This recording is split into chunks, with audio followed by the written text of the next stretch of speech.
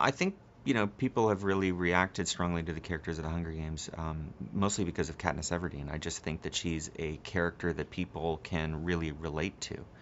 I think that the characters that have stuck around through history are sort of people that react in sort of an instinctual and visceral way to the things that happen to them. And I think those are the things that kind of connect to us just as human beings. And so Katniss Everdeen's need for survival and her need to try and protect the ones that she loves, I think feel very natural to any of us. And I think that if you see a person on screen and you can sort of transplant yourself, into their situation and kind of relate in a way, I think that makes characters really memorable. Gail is somebody that she basically grew up with, and I think that she loved for a long time, and was very close with. It was, he was her best friend. Um, Now, some of his philosophies start to kind of come to the surface in this movie, and I think he starts to represent the need to fight back, and he starts to represent the ideas of rebellion and fighting, and even some violence, and there's real strength in that. And I think PETA, she's actually learned to love because I think he represents the opposite.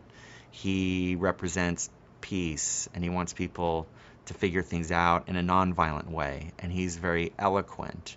And he always seems to know what to say, and the right thing to say at the right time. And I think he reacts from a sort of a different emotional place than Gail, and I think she kind of connects to him on that way.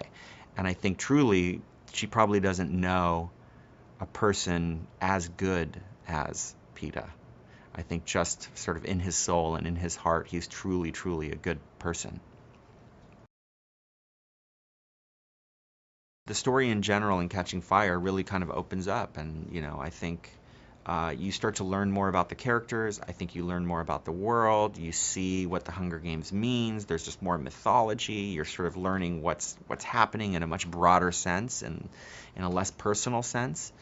But I think what's also happened is because we kind of now know these characters and love these characters, them sort of pushing forward into these stories and going through these different things, I think it weighs on us more, and it's pretty amazing to see how emotional this story is, and even with characters, capital characters like Effie, and Cinna.